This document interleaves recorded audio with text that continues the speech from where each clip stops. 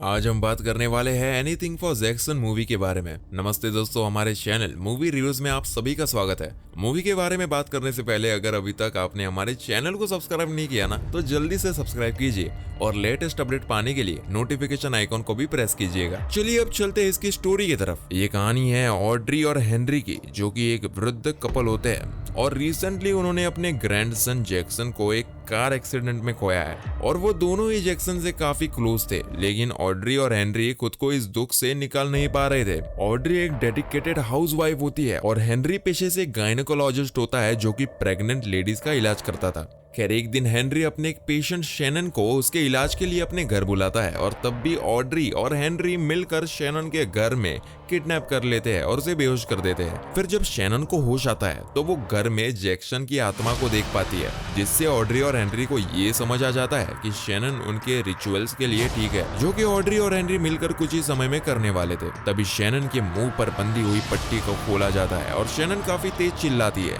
लेकिन ऑड्री और हेनरी ने उस रूम को साउंड प्रूफ कराया हुआ था, जिसके कारण शैनन की चीखें घर के बाहर नहीं जा पा रही थी।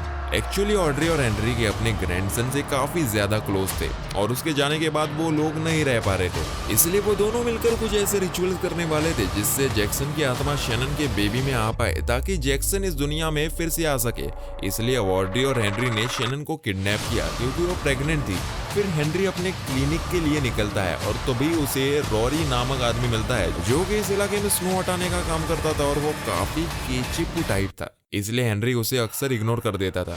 दूसरी तरफ शैनन अपना फोन उठाकर पुलिस को कॉल आने लगती है, लेकिन समय रहते ऑड्री शैनन से फोन छीन लेती है और शैनन के बेड के ऊपर लगे कैमरा से ऑड्री शैनन के फोन का पासवर्ड देख लेती है और एड्री शैनन का फोन अपने पास रख लेती है। उसके फोन से एक वेकेशन स्टेटस डाल देती है ताकि शैनन के जानने वालों को लगे वो काफी सारी छुट्टियां मनाने गई है।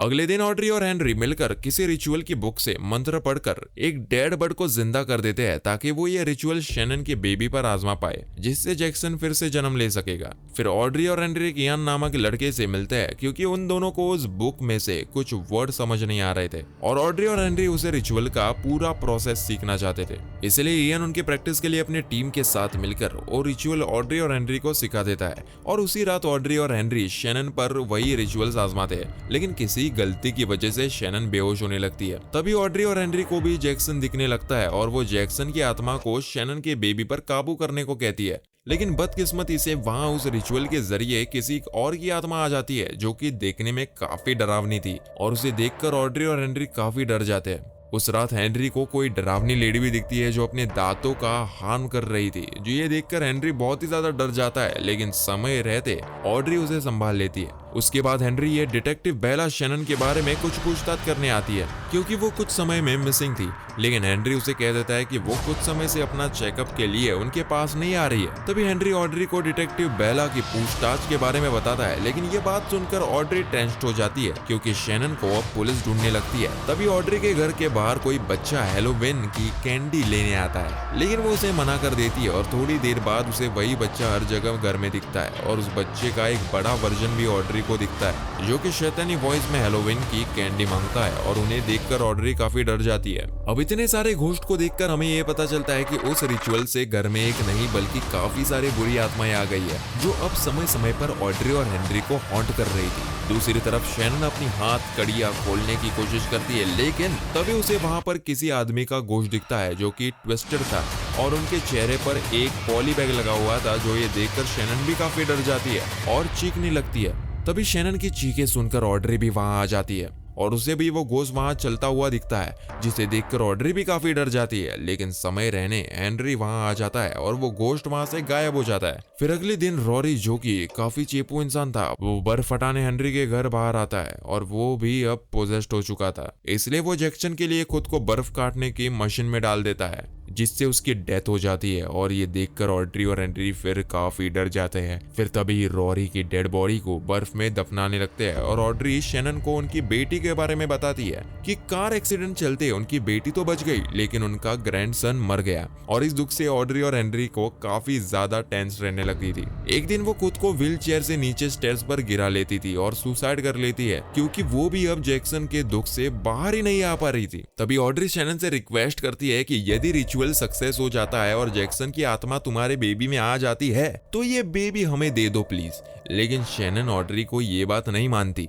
फिर उसी रात हेनरी डिटेक्टिव बेलोस को अपने घर पाता है जो कि शैनन को बचाने आई थी। लेकिन तभी बेलोस कुछ अजीब बिहेव करने लगी थी और वो खुद को खुशी खुशी शूट कर लेती है क्योंकि डिटेक्टिव बेलोज को वहां कोई अदृश्य शक्ति पोजेस्ट कर लेती है। तो ऑड्री और हेनरी इस हालत में काफी परेशान हो जाते हैं तो वो इयान को उनके घर बुलाते हैं क्योंकि इयान ही उस बुक को अच्छे से पढ़ पाता है जिस बुक से उन्होंने जैक्सन को वापस लाने के रिचुअल कर रहे थे।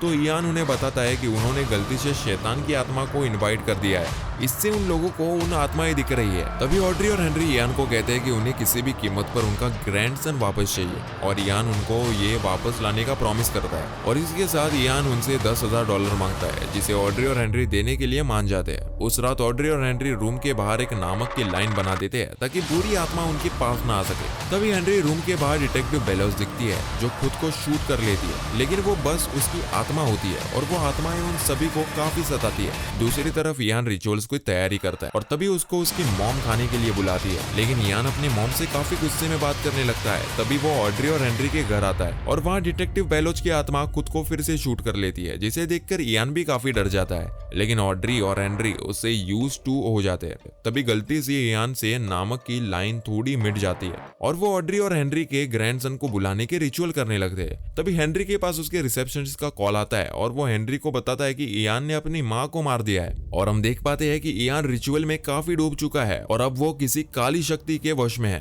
तभी शैनन की हत्या की हथकड़ियां खींचने पर खुल जाती है और वो ऑड्री को पकड़कर उसे मारने की धमकी देता है और डर के कारण हेनरी शैनन को खोल देता है। इसी बीच इयान ऑड्री को ट्रैप कर देता है और वो वही मर जाती है और तभी इयान पजेस्ट होकर पागल होने लगता है लेकिन उसे कोई पागल पेशेंट की आत्मा अपने साथ ले जाती है और तभी शैनन को वहां से सभी घोस्ट दिखते हैं जिससे वो काफी डर जाती है। इसी बीच हेनरी को भी वहां घोस्ट मार देते हैं और शैनन हेनरी की कार की कीज लेकर वहां से भागती है और शैनन को जगह जगह उस घर में काफी घोस्ट दिखाई देते हैं। उसके बाद शैनन जैसे तैसे उस घर से बाहर निकल जाती है और हेनरी की कार से वो उस घर में काफी दूर चली जाती है और रास्ते में उसे किसी प्रेग्नेंट लेडी का घोस्ट भी दिखता है जो उसे फॉलो कर रहा था और इतना देखते ही ये मूवी यही खत्म हो जाती है। बेसिकली ये कहानी बस जैक्सन को फिर से इस दुनिया में लाने की थी लेकिन उसे बुलाने के चक्कर में घर में बुरी आत्माएं आ जाती है जिससे ऑड्री और हेनरी को काफी मुश्किलों का सामना करना पड़ा। इयान को ऑड्री और हेनरी अच्छे से जानते थे इसलिए उन्हें पता था कि इयान उनकी मदद कर सकता है और इयान इसलिए पोजेस हो जाता है क्योंकि अब वो